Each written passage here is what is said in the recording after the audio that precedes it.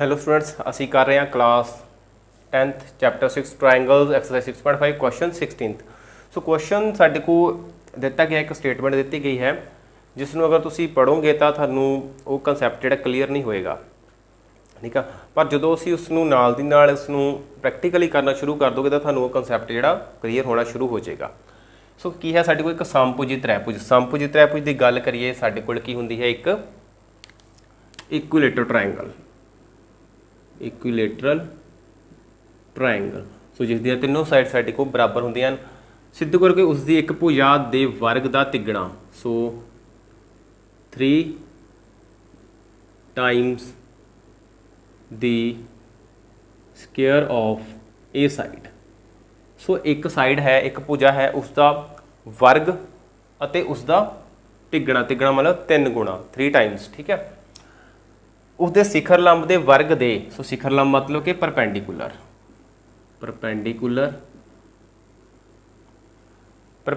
के वर्ग दे, so square of the perpendicular 4 times. तो उसके एल्टीट्यूड या शिखर लंब का असीं वर्ग कर दईए तो उसका 4 गुणा कर दईए तो दोवें साडे को बराबर आउंदे हन।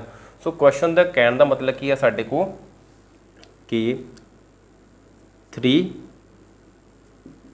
Side the square is equal to 4 perpendicular the square. So मतलब 3 भुजा दा वर्ग बराबर है 4 लंब दा वर्ग। सो ये चीज़ जो असी प्रूव करनी है। सो किस तरह करनी है देखते हैं। सोल्यूशन, एक समभुजी या इक्विलेटरल त्रिभुज ABC लो। सो एक त्रिभुज लैंदे असीं ABC। सो ये साडे कोल एक समभुजी त्रिभुज है ABC। सो नाल साडे कोल देखो एक शिखर लंब क्या है, परपेंडिकुलर है ना साडे कोल। सो इस शिखर लंब लेना पवेगा। सो AD लंब लो, BC लो। सो इस तरह साडे कोल इधर एक पॉइंट बनता है T, ठीक है। AD साडे कोल लंब हो गया, जो लंब हो गया तो साडे कोल राइट एंगल बन गया। सो इस तरह साडे कोल 2 त्रिभुज बन गए, त्रिभुज 1 और त्रिभुज 2। हुण जेकर त्रिभुज ABC समभुजी है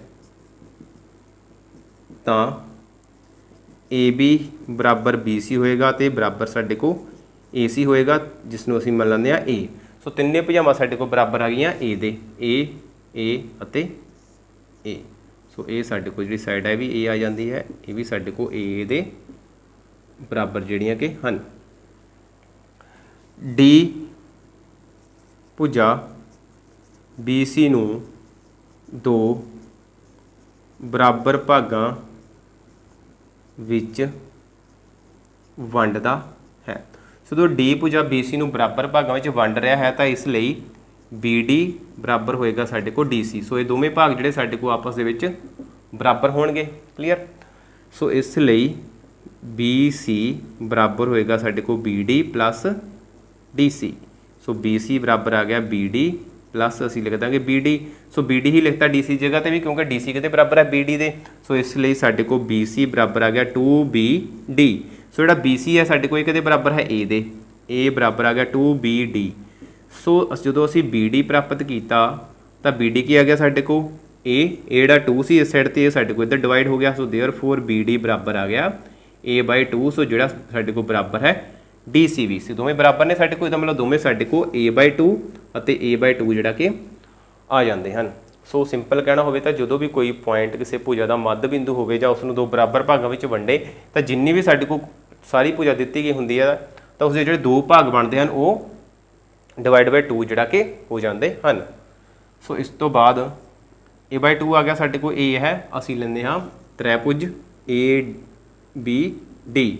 सो ये साडे को दी गई है ADB। ये है साडा A/2, ये है साडा A, ये है साडा राइट एंगल। हुण जदों साडे को राइट एंगल आंदा है जो 90 डिग्री का कोण आ जाता है तो साडे को थ्योरम किहड़ी लग जाएगी, पाइथागोरस थ्योरम। तो इसके ओपोजिट साइड या इसके सन्मुख भुजा हो जाएगी साडे को H, जिसनों असीं बोलते हैं कर्ण। ये साडा हो जाएगा आधार या जिसनों असीं कहंदे आ B, ये साडा हो जाएगा ਲੰਬ ਜਿਸ ਨੂੰ ਅਸੀਂ ਬੋਲਦੇ ਹਾਂ P। ਸੋ ਲਿਖਦੇ ਹਾਂ ਪਾਈਥਾਗੋਰਸ ਥਿਊਰਮ ਤੋਂ h ਦਾ square is equal to b square plus p square. So h ਕਿੰਨਾ ਹੈ ਸਾਡੇ ਕੋਲ ab, ਸਾਡੇ ਕੋਲ ਆ ਗਿਆ ab ਦਾ square is equal to b ਕਿੰਨਾ ਹੈ ਸਾਡੇ ਕੋਲ bd ਦਾ ਸਕੁਅਰ ਪਲੱਸ ad ਦਾ ਸਕੁਅਰ। ਸੋ ab ਕਿੰਨਾ ਹੈ ਸਾਡੇ ਕੋਲ a ਦਾ square is equal to bd ਕਿੰਨਾ ਹੈ a/2 ਦਾ ਵਰਗ ਪਲੱਸ ਆ ਗਿਆ ਸਾਡੇ ਕੋਲ ad ਦਾ ਸਕੁਅਰ। ਕਿਉਂਕਿ ad ਤਾਂ ਸਾਡੇ ਕੋਲ ਹੈ ਨਹੀਂ, ਇਸ ਲਈ ਅਸੀਂ ad ਹੀ ਲਿਖਾਂਗੇ। ਸੋ a ਦਾ ਵਰਗ, ਇਹਦਾ ਵਰਗ ਕੀਤਾ ਸਾਡੇ ਕੋਲ ਆ ਗਿਆ a ਸਕੁਅਰ ਓਵਰ 2 ਦਾ ਵਰਗ ਕੀਤਾ 2 ਦੂਣੀ 4 ਪਲੱਸ ad ਦਾ ਸਕੁਅਰ। ਸੋ ਸਾਡੇ ਕੋਲ ਆ ਗਿਆ a square minus a square over 4 is equal to ਆ ਗਿਆ ad ਦਾ ਸਕੁਅਰ। ਸੋ ਇਸ ਨੂੰ ਹੱਲ ਕਰਦੇ ਹਾਂ, 4 ਇੱਧਰ ਗੁਣਾ ਹੋ ਜਾਏਗਾ ਸਾਡੇ ਕੋਲ 4a square minus a square over ਫਿਰ 4 ਆ ਗਿਆ ਸਾਡੇ ਕੋਲ, ਇਸ ਸਾਈਡ ਤੇ ਰਹਿ ਗਿਆ ਸਾਡੇ ਕੋਲ ad ਦਾ ਸਕੁਅਰ। ਇਹ ਰਹਿ ਗਿਆ ਸਾਡੇ ਕੋਲ 3a square over 4 is equal to ad square. ਸਾਡੇ ਕੋਲ ਬਣਦਾ ਹੈ 3a square is equal to 4ad square. ਹੁਣ ਧਿਆਨ ਨਾਲ ਦੇਖੋ ਕਿ ਸਾਡੇ ਕੋਲ a ਕੀ ਸੀਗਾ, ਇਸ ਦੀ ਭੁਜਾ ਹੈ ਨਾ ਸਾਡੇ ਕੋਲ, ਅਸੀਂ ਲਿਖਦੇ ਹਾਂ 3 ਭੁਜਾ ਦਾ ਵਰਗ ਆ ਗਿਆ ਬਰਾਬਰ 4 ad ਕੀ ਸੀ ਸਾਡੇ ਕੋਲ, ਇੱਕ ਲੰਬ ਸੀ ਸਾਡੇ ਕੋਲ ਹੈਗਾ ਲੰਬ ਦਾ ਵਰਗ। ਸੋ ਧਿਆਨ ਨਾਲ ਦੇਖੋ ਪ੍ਰੂਫ ਕੀ ਕਰਨਾ ਸੀ ਅਸੀਂ, 3 ਭੁਜਾ ਦਾ ਵਰਗ ਬਰਾਬਰ 4 ਲੰਬ ਦਾ ਵਰਗ, ਉਹੀ ਆ ਗਿਆ ਨਾ ਸਾਡੇ ਕੋਲ, ਪ੍ਰੂਫ ਹੋ ਗਿਆ। ਸੋ ਇਸ ਤਰ੍ਹਾਂ ਸਾਡੇ ਕੋਲ ਜਿਹੜਾ ਕੁਐਸਚਨ ਹੈ ਸੋਲਵ ਹੁੰਦਾ ਹੈ, ਤਾਂ ਜਿਸ ਨੂੰ ਅਸੀਂ ਲਿਖਦੇ ਹਾਂ ਸਿੱਧ ਕੀਤਾ ਹੈ ਜਾਂ ਪ੍ਰੂਵਡ। ਸੋ ਕੁਐਸਚਨ ਦੇ ਵਿੱਚ ਸਾਡੇ ਕੋਲ ਇੱਕ ਸਟੇਟਮੈਂਟ ਦਿੱਤੀ ਗਈ ਸੀ, ਸਟੇਟਮੈਂਟ ਨੂੰ ਅਸੀਂ ਕਲੀਅਰ ਕੀਤਾ ਕਿ ਜੋ ਵੀ ਸਾਡੇ ਕੋਲ ਬਣਦਾ ਹੈ ਸਾਡੇ ਕੋਲ ਇਹ ਰਿਜ਼ਲਟ ਜਿਹੜਾ ਅਸੀਂ ਪ੍ਰੂਵ ਕਰਨਾ ਸੀ। ਸੋ ਜਿਸ ਲਈ ਸਭ ਤੋਂ ਪਹਿਲਾਂ ਸਾਡੇ ਕੋਲ ਇੱਕ ਟ੍ਰਾਇੰਗਲ ਦੀ ਗੱਲ ਕੀਤੀ, ਅਸੀਂ ਤ੍ਰੈਭੁਜ ਲਵਾਂਗੇ। ਕਿਹੜੀ ਤ੍ਰੈਭੁਜ? ਸਮਭੁਜੀ ਤ੍ਰੈਭੁਜ ਜਾਂ ਇਕੁਇਲੇਟਰ ਟ੍ਰਾਇੰਗਲ। ਸੋ ਜਿਹਦੀਆਂ ਤਿੰਨੋਂ ਸਾਈਡ ਸਾਡੇ ਕੋਲ ਬਰਾਬਰ ਹੋਣਗੀਆਂ, ਅਸੀਂ ਲਈਆਂ A। ਸੋ AD ਅਸੀਂ ਇੱਕ ਲੰਬ ਲਿਆ, ਕਿਉਂਕਿ ਸਾਡੇ ਕੋਲ ਲੰਬ ਦੀ ਗੱਲ ਕੀਤੀ ਗਈ ਸੀ ਪਰਪੈਂਡੀਕੂਲਰ ਦੀ। ਸੋ ਜਦੋਂ ਲੰਬ ਆਏਗਾ ਰਾਈਟ ਐਂਗਲ ਵੀ ਆਏਗਾ, ਜਦੋਂ ਰਾਈਟ ਐਂਗਲ ਆਏਗਾ ਪਾਈਥਾਗੋਰਸ ਥਿਊਰਮ ਵੀ ਆਏਗੀ। ਸੋ ਇਸ ਲਈ ਜਦੋਂ ਲੰਬ ਆਇਆ ਸਾਡੇ ਕੋਲ ਤਾਂ ਇਹ ਜਿਹੜੀ ਸਾਈਡ ਸੀ BC ਸਾਡੇ ਕੋਲ 2 ਇਕੁਅਲ ਪਾਰਟਸ ਵਿੱਚ ਡਿਵਾਈਡ ਹੋ ਗਈ, ਵੰਡੀ ਗਈ ਬਰਾਬਰ ਭਾਗਾਂ ਦੇ ਵਿੱਚ 2। ਸੋ A/2 AB/2 ਸਾਡੇ ਕੋਲ ਦੀਆਂ ਜਿਹੜੀਆਂ ਕਿ 2 ਹਿੱਸੇ ਬਣੇ ਉਹ ਆ ਬਰਾਬਰ ਆ ਗਏ। ਫਿਰ ਅਸੀਂ ਇੱਕ ਤ੍ਰੈਭੁਜ ਲਈ, ਬੇਸ਼ੱਕ ਤੁਸੀਂ ਇਹ ਵਾਲਾ ਹਿੱਸਾ ਲੈ ਲਓ, ਬੇਸ਼ੱਕ ਤੁਸੀਂ ਇਹ ਵਾਲਾ ਪਾਰਟ ਲੈ ਲਓ, ਤੁਹਾਡੇ ਕੋਲ ਰਿਜ਼ਲਟ ਜਿਹੜਾ ਸੇਮ ਇੱਦਾਂ ਹੀ ਪ੍ਰੂਵ ਹੋਵੇਗਾ। ਸੋ ਅਸੀਂ ABD ਆਪਣੀ ਤ੍ਰੈਭੁਜ ਲਈ ਪਾਈਥਾਗੋਰਸ ਥਿਊਰਮ ਲਗਾਏ ਤਾਂ ਰਿਜ਼ਲਟ ਜਿਹੜਾ ਸਾਡੇ ਕੋਲ ਪ੍ਰੂਵ ਹੋ ਜਾਂਦਾ ਹੈ। ਸੋ ਉਮੀਦ ਕਰਦਾ ਹੈ ਕਿ ਕੁਐਸਚਨ ਜਿਹੜਾ ਤੁਹਾਨੂੰ ਕਲੀਅਰ ਹੋ ਗਿਆ ਹੋਵੇਗਾ। ਸੋ ਜੇਕਰ ਵਧੀਆ ਲੱਗਾ ਹੈ ਤਾਂ ਲਾਈਕ ਕਰ ਲਓ, ਕੁਝ ਪ੍ਰੋਬਲਮ ਆਈ ਹੈ ਤਾਂ ਉਸ ਨੂੰ ਤੁਸੀਂ ਕਮੈਂਟ ਕਰਕੇ ਦੱਸ ਸਕਦੇ ਹੋ। ਸੋ ਵੱਧ ਤੋਂ ਵੱਧ ਬੱਚਿਆਂ ਤੱਕ ਸ਼ੇਅਰ ਕਰੋ, ਚੈਨਲ ਨੂੰ ਸਬਸਕ੍ਰਾਈਬ ਕਰ ਲਓ ਤਾਂ ਜੋ ਤੁਹਾਨੂੰ ਨਵੀਆਂ ਵੀਡੀਓਜ਼ ਦੇ ਲਿੰਕ ਪ੍ਰਾਪਤ ਹੁੰਦੇ ਰਹਿਣ। ਸੋ ਥੈਂਕ ਯੂ, ਮਿਲਦੇ ਹਾਂ ਨੈਕਸਟ ਕਲਾਸ ਦੇ ਵਿੱਚ ਨੈਕਸਟ ਕੁਐਸਚਨ ਦੇ ਨਾਲ।